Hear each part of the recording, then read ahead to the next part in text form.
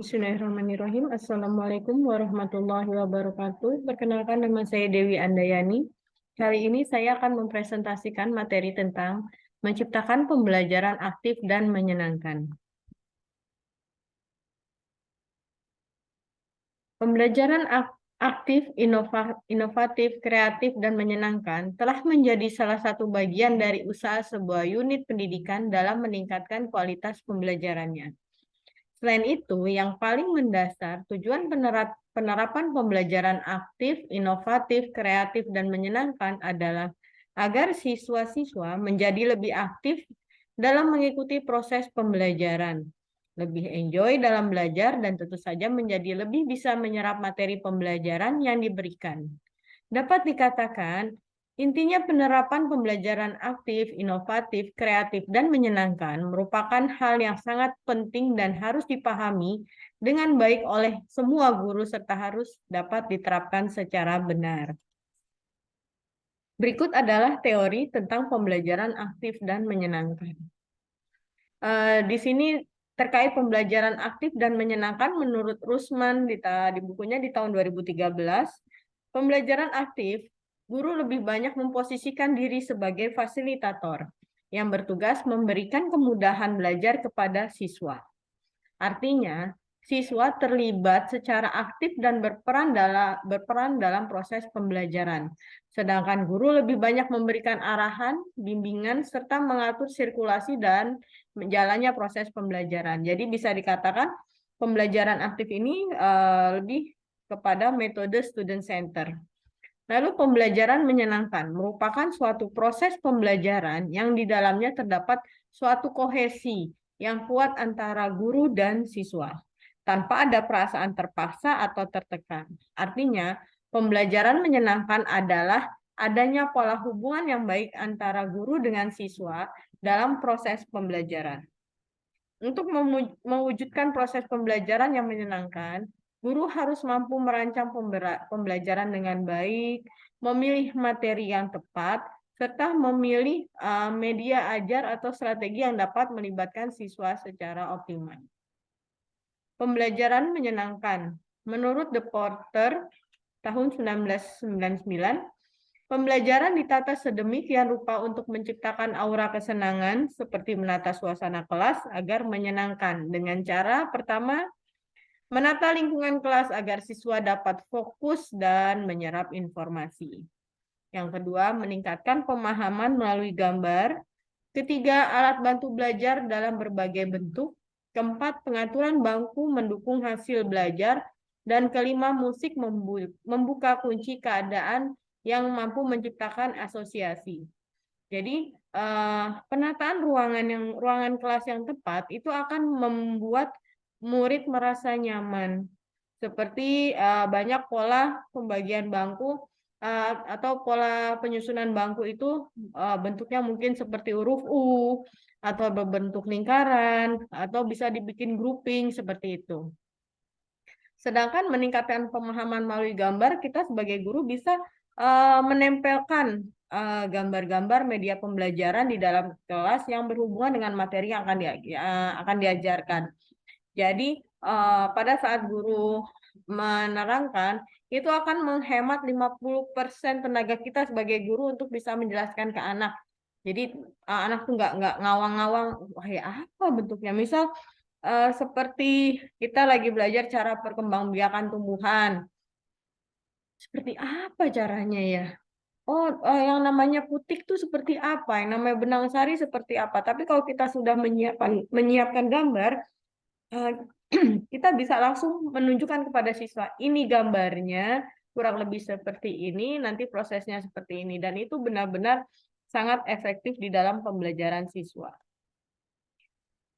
Active learning bermuatan karakter, cooperative learning bermuatan karakter, CTL bermuatan karakter, inquiry bermuatan karakter, pembelajaran berbasis masalah bermuatan karakter. Ini merupakan strategi pembelajaran aktif dan menyenangkan yang bermuatan karakter yang bisa dipakai guru dalam pembelajaran selama di kelas. Menurut Supriyadi dalam Gunadi 2014, Pendekatan pakem merupakan suatu pendekatan pembelajaran yang menjadi pedoman dalam bertindak untuk mencapai tujuan yang telah ditetapkan. Pendekatan pakem merupakan suatu pendekatan pembelajaran yang memfasilitasi siswa untuk berpikir kritis, kreatif, dan tidak membuat siswa bosan ketika belajar. Pada pendekatan pakem, siswa mengalami keterlibatan secara langsung sehingga tercipta suasana pembelajaran yang menyenangkan. Jadi, melalui pendekatan pakem ini, penerapan student center itu sangat efektif. Jadi, benar-benar siswa diajak untuk berpikir kritis, bisa melalui project based learning, problem based learning, atau strategi lain yang memancing siswa untuk berpikir kritis, kreatif, dan tidak menjenuhkan. Jadi, tidak hanya duduk di kelas mendengarkan ceramah dari guru. Dapat disimpulkan bahwa pembelajaran yang aktif dan menyenangkan adalah pembelajaran yang berpusat pada siswa, yang mampu memfasilitasi siswa untuk berpikir kritis, kreatif, dan kolaboratif, seperti yang tertuang pada pembelajaran abad 21. Di sini ada tujuan dari pembelajaran yang aktif dan menyenangkan ini. Pertama adalah dilihat dari tujuannya, yang pertama kemampuan dari individu.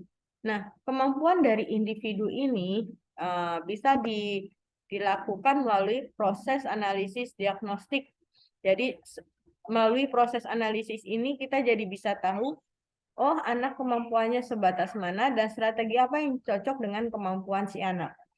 Selanjutnya adalah strategi pembelajaran. Strategi pembelajaran yang tepat akan memudahkan anak untuk dapat menyerap materi-materi yang diberikan dan memudahkan guru untuk mentransfer pengetahuan itu ke anak. Jadi anak akan tersimpan di memori jangka panjangnya. Lalu memotivasi siswa dan guru. Jadi dengan pembelajaran yang aktif dan menyenangkan, anak jadi semangat buat pergi ke sekolahnya. Ayo ke sekolah, hari ini ada hal menarik apa yang akan saya pelajari di sekolah. Dan guru juga akan, oh iya, hari ini ada hal menarik apa yang akan saya siapkan buat anak-anak. Itu. Dan terakhir, meningkatkan kualitas pendidikan. Pada saat materi sudah tersampaikan dengan baik melalui strategi-strategi pembelajaran yang tepat yang dipilih oleh guru, maka otomatis kualitas pendidikan si anak, kualitas pengetahuan si anak ini akan meningkat. Sehingga meningkatnya kualitas pengetahuan si anak, baik dari domain afektif, psikomotorik, dan kognitif, itu dapat meningkatkan kualitas pendidikan. Apa sih manfaatnya? Manfaat yang pertama adalah belajar menjadi lebih efektif dan menyenangkan. Yang kedua, siswa lebih kritis dan kreatif. Yang ketiga, suasana dan pengalaman belajar yang bervariasi. Karena anak jadi tidak bosan, paling bu guru hari ini hanya ceramah aja gitu. Misal di materi IPA kita bisa pakai strategi pengamatan, identifikasi. Lalu di pembelajaran IPS kita bisa menggunakan strategi pembelajaran problem solving. Lalu di pembelajaran matematika kita bisa menggunakan strategi menebak angka. Nah, itu pasti akan membuat anak tidak jenuh dan pembelajarannya juga lebih bervariasi.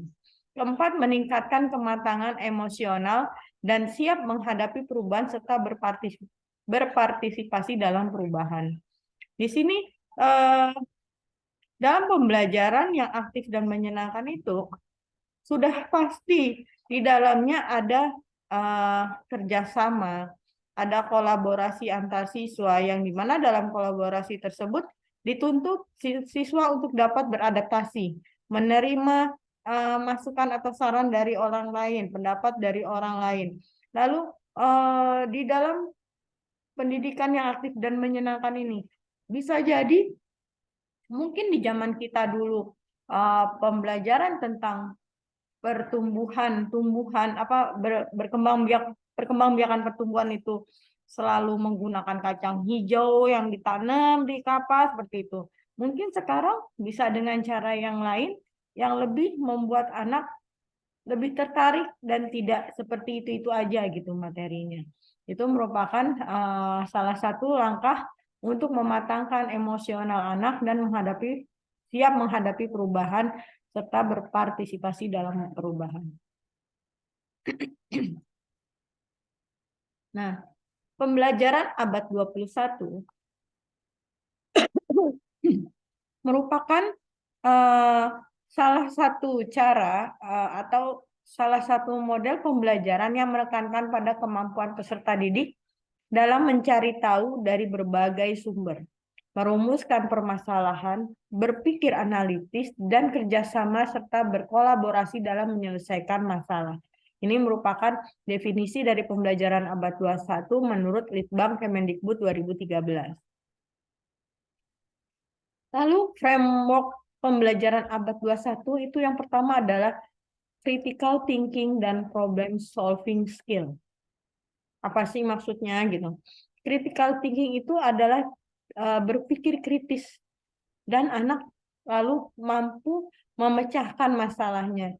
Jadi di pembelajaran abad 21 ini, pembelajaran itu bisa dimulai dengan memberikan masalah-masalah yang diketemukan siswa di dalam kehidupannya sehari-hari, lalu masalah itu dipecahkan dengan mengacu pada materi-materi yang dipelajari di sekolah atau berdasarkan teori-teori yang ada di buku pelajaran.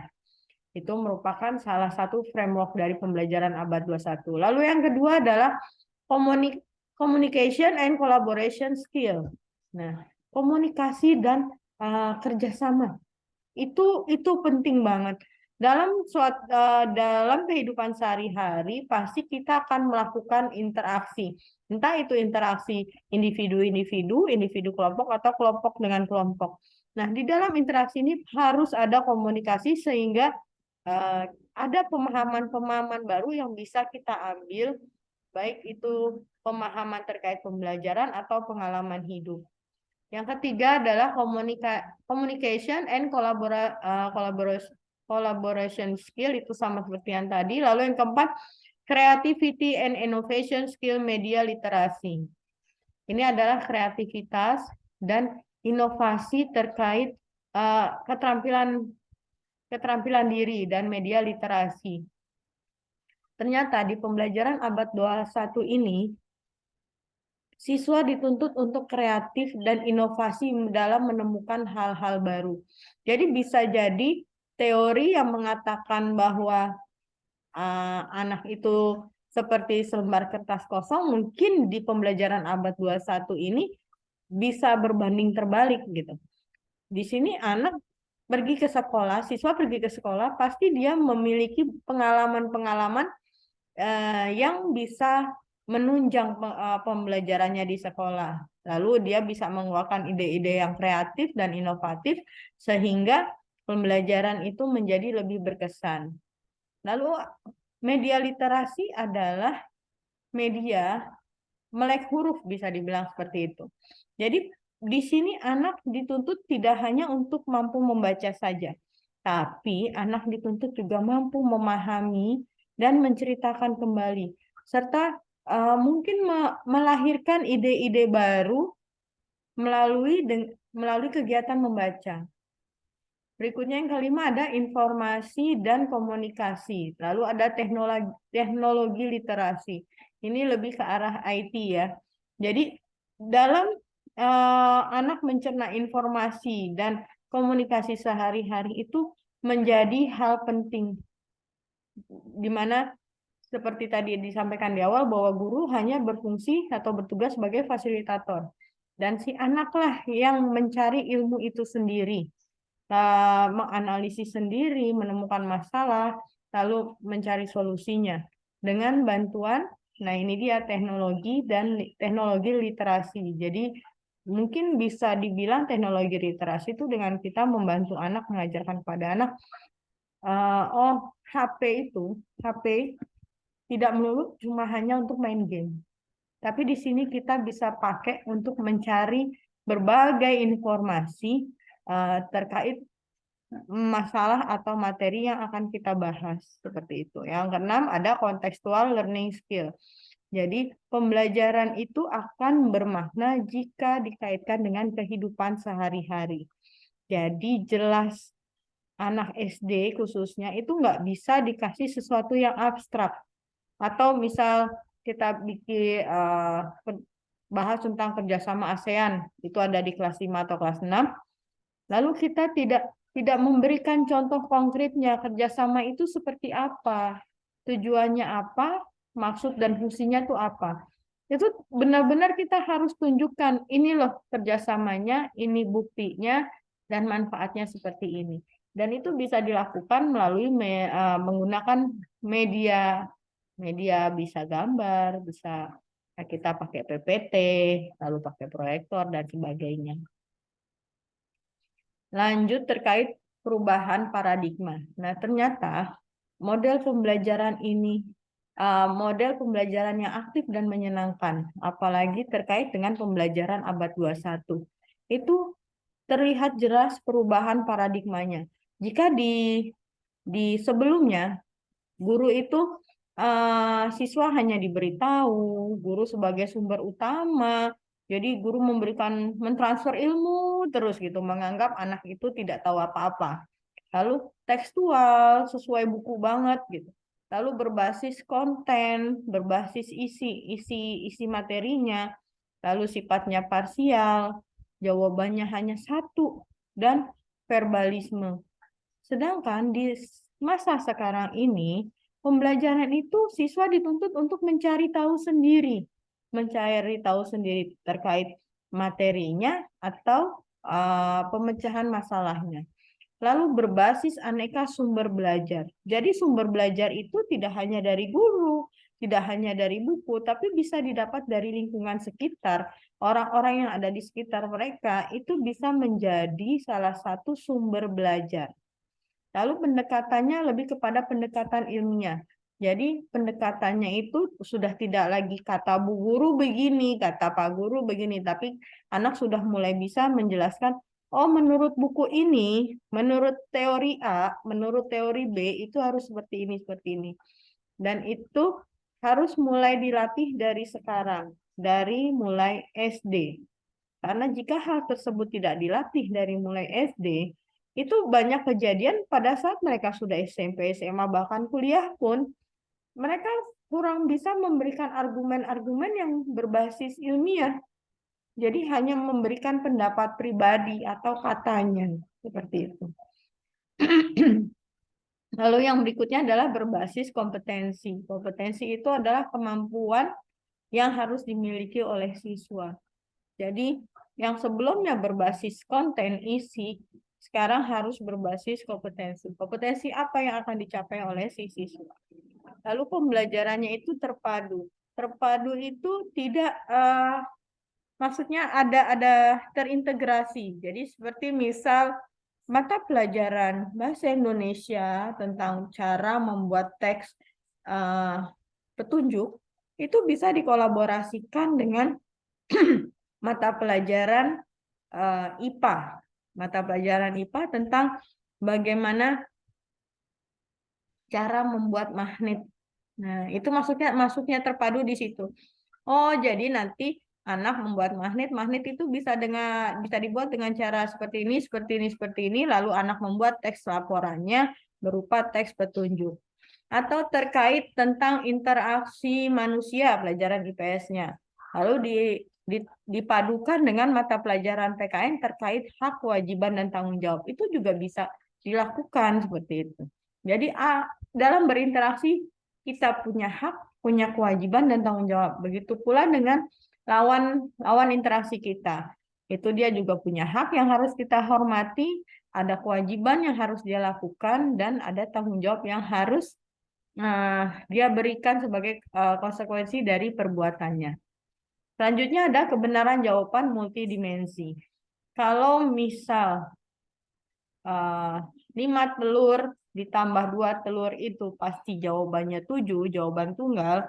Nah, kalau saat ini bisa jadi 5 telur ditambah 2 telur, jawabannya adalah 4 telur. Kenapa 4 telur? Oh, mungkin yang ketujuh ternyata begitu diseleksi telurnya sudah busuk. Bagaimana cara menyeleksinya? Kita bisa celupkan telur itu ke dalam air. Jika dia mengambang, berarti itu telurnya tidak sehat. Tapi kalau telurnya tenggelam berarti dia sehat. Jadi hal-hal seperti itu sudah bisa mulai kita terapkan kepada anak-anak. Ini adalah keterampilan abad 21 menurut Lee Cork dalam bukunya Literasi is Inno 20th Century Fluent for the Digital Age. Di sini yang pertama ada pemecahan masalah, ada kreativitas, berpikir analitis, berkolaborasi, komunikasi, dan etika akuntabilitas.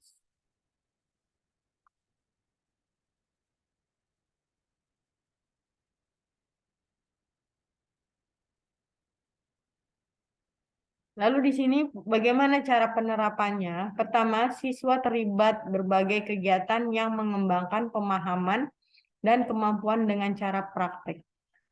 Jadi praktek itu akan memudahkan siswa untuk mengingat materi di memori jangka panjangnya.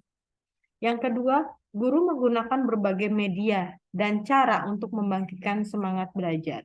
Nah, media pembelajaran ini bisa si guru menggunakan seperti laptop atau tayangan di televisi atau menggunakan aplikasi-aplikasi yang ada di HP, itu bisa membangkitkan semangat belajar anak. Ketiga, guru lebih kooperatif dan interaktif dalam mengajar seperti membentuk kelompok belajar siswa. Nah, ternyata kelompok belajar siswa ini sangat penting dikembangkan sejak dini untuk anak melatih berpendapat, menghargai pendapat orang lain. Lalu kerja sama tim, tidak tidak ego, tidak aku aja yang kerjain, udah kamu mah diam aja. Enggak seperti itu. Jadi anak sudah mulai dididik bagaimana kerja kelompok yang baik. Dan keempat, guru mendorong siswa menemukan caranya sendiri dalam memecahkan masalah, mengungkapkan gagasan, dan melibatkan siswa dalam pembentukan ekosistem sekolah. Ini merupakan prosedur menciptakan pembelajaran yang aktif dan menyenangkan. Yang pertama ada pemanasan persepsi, lalu yang kedua ada eksplorasi, ketiga ada konsolidasi pembelajaran, keempat ada kompetensi, sikap, dan perilaku, serta yang terakhir ada penilaian. Indikator pencapaian. Pertama, partisipasi siswa dalam menetapkan tujuan pembelajaran dan pembelajarannya. Yang kedua, kekompakan kelas sebagai kelompok belajar. Ketiga, pemberian waktu untuk menanggulangi masalah siswa baik akademik dan non-akademik. Keempat, memiliki imajinasi tinggi. Kelima, berani mengambil keputusan, mengakui kesalahan, dan menerima resiko bila melakukan hal yang tidak sesuai dengan pembelajaran. Keenam, perubahan pada aspek kognitif, afektif, dan psikomotorik menjadi lebih dari sebelumnya. Ketujuh, memiliki rasa percaya diri yang tinggi, dan terakhir memiliki motivasi belajar dan paham materi yang disampaikan guru. Nah, ini adalah lampiran-lampiran terkait pembelajaran yang aktif dan menyenangkan. Ini temanya tentang cinta tanah air, di mana ada beberapa mata pelajaran yang diintegrasikan atau dipadukan, seperti mata pelajaran PKN-nya itu terkait hak, kewajiban, dan tanggung jawab. Lalu bahasa Indonesianya terkait teks petunjuk, IPS-nya keberagaman sosial budaya di Indonesia, dan SBK-nya seni rupa. Di sini ada kunjungan, anak-anak melakukan kunjungan ke Museum Tekstil dengan menggunakan transportasi umum. Dan asesmennya adalah membuat laporan kunjungan dilengkapi dengan teks petunjuk dan dipresentasikan. Dan hasil karyanya itu berupa batik sapu tangan batik. Jadi di sini terkait hak, kewajiban, dan tanggung jawabnya, oh iya, kita punya hak untuk melestarikan budaya Indonesia. Lalu kewajiban kita apa? Oh, kewajiban kita berarti kita harus mencari ilmu terkait itu agar budaya membatik ini jadi lestari. Tanggung jawab kita apa? Oh, tanggung jawab kita berarti kita di sini bertanggung jawab untuk menciptakan suatu karya yang bisa up to date, atau si batik ini bisa lestari sampai sampai nanti-nanti gitu, seperti itu. Lalu teks petunjuknya si anak membuat teks langkah-langkah bagaimana cara membatik, mulai dari membuat pola pada kain, lalu bagaimana cara mencairkan malamnya, bagaimana cara menuangkan malam ke dalam kain, lalu gimana cara mewarnainya, dan seterusnya. Lalu terkait pembelajaran IPS-nya, keberagaman sosial budaya di Indonesia, ternyata sosial budaya di Indonesia ini beragam, dan beragamnya itu bisa dilihat dari karya batiknya. Oh, kalau masyarakat pesisir biasanya batiknya tuh coraknya lebih warnanya lebih menarik ya, lebih kaya ya. Oh, kalau batik untuk daerah-daerah yang non pesisir itu biasanya cenderung warnanya didominasi warna coklat dan hitam, seperti itu. Lalu untuk seni rupanya, si anak diminta berkreasi, menciptakan bentuk-bentuk yang bisa diambil dari batik yang sudah ada sebagai sampel, atau dia membuat model batik baru, seperti itu. Ini adalah penerapan metode pembelajaran take and share pada mata pelajaran IPS kelas 4 materi interaksi sosial budaya di masyarakat. Jadi di sini siswa dibuat berpasangan, lalu tiap anak diminta mempelajari materi, sudah dibagi, kamu materinya A, kamu materinya B. Lalu nanti anak berhadapan diminta menjelaskan, oh ini materi, menjelaskan materi yang sudah dia hafali, sudah dia pelajari, dan nanti si B juga memberikan materi yang sudah dia pelajari. Kalau yang di bawahnya adalah tebak kata, ini pada mata pelajaran IPA tentang organ gerak manusia. Jadi ada yang bertugas menjawab dan ada yang bertugas menyebutkan ciri-cirinya.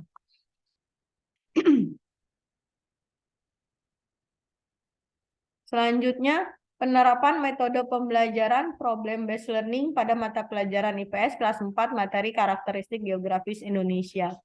Di sini guru bisa memberikan beberapa pertanyaan, meminta siswa untuk menentukan seperti di mana gunung tertinggi, apa nama sungai yang ada di daerah tersebut, seperti itu. Atau dalam satu pulau ada berapa provinsi yang terdapat di dalamnya.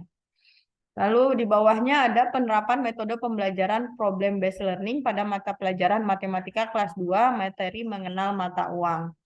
Nah, ini juga anak diminta mempraktekkan transaksi jual beli dengan menggunakan uang mainan yang mereka buat sendiri. Lalu di situ mereka diminta untuk menentukan harga belinya berapa, harga jualnya berapa, dan untungnya berapa. Di sini ada penerapan metode pembelajaran mencocokkan gambar pada mata pelajaran IPA kelas 5, materi organ pencernaan. Di sini guru sudah menyiapkan gambar, siswa lalu secara berkelompok diminta menempelkan nama dari organ tersebut. Lalu di bawahnya ada penerapan metode pembelajaran identifikasi pada mata pelajaran IPS, materi keberagaman suku dan budaya di Indonesia. Nah, di sini juga siswa sudah dibikin berkelompok, lalu diminta mengidentifikasi, misal Provinsi Jawa Tengah, diidentifikasi seperti bahasanya apa, lalu tarian tradisionalnya apa, senjata tradisionalnya apa, rumah tradisionalnya seperti apa, diidentifikasi terus sampai bagaimana cara mereka berinteraksi, seperti itu. Atau seperti filosofi-filosofi apa yang biasa berlaku di daerah tersebut. Selanjutnya ada penerapan metode pembelajaran identifikasi pada mata pelajaran IPA kelas 6 materi perpindahan kalor. Di sini siswa langsung mempraktekkan benda-benda apa saja yang bisa disebut sebagai isolator dan benda-benda apa saja yang bisa disebut konduktor. Nah, mereka praktek menggunakan lilin, menggunakan beragam alat peraga yang telah disiapkan oleh guru. Bawahnya ada penerapan metode pembelajaran project based learning pada mata pelajaran IPA kelas 4 terkait materi alat gerak manusia.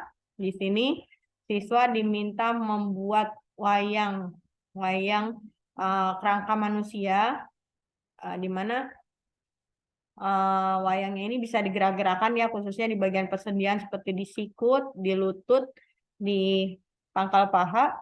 Jadi mereka bisa menjelaskan di bahu itu ada sendi apa, di sikut ada sendi apa, di pangkal paha apa, di lutut apa.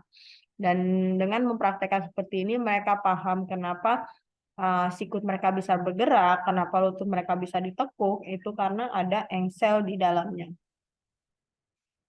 Lalu penerapan game harta karun pada materi pelajaran IPA kelas 6 tentang adaptasi hewan dan tumbuhan. Selanjutnya ada penerapan metode pembelajaran project based learning pada mata pelajaran IPA materi magnet di kelas 2. Dan ini benar-benar menyenangkan buat siswa. Siswa di kelas 2 ini mereka baru tahu, oh ternyata magnet tuh seru ya kalau dipakai buat main wayang seperti ini. Oh ternyata kalau wayangnya ditaruh di atas, dikasih klip kertas, lalu magnetnya ada di bawah kardus, itu magnetnya bisa menggerakkan si wayangnya ini gitu. Berarti ada gaya yang bisa menggerakkan yang tanpa harus digerakannya kelihatan ngegerakinnya gitu oleh si penontonnya. Ini seru banget. Terima kasih presentasi dari saya. Terima kasih. Wassalamualaikum warahmatullahi wabarakatuh.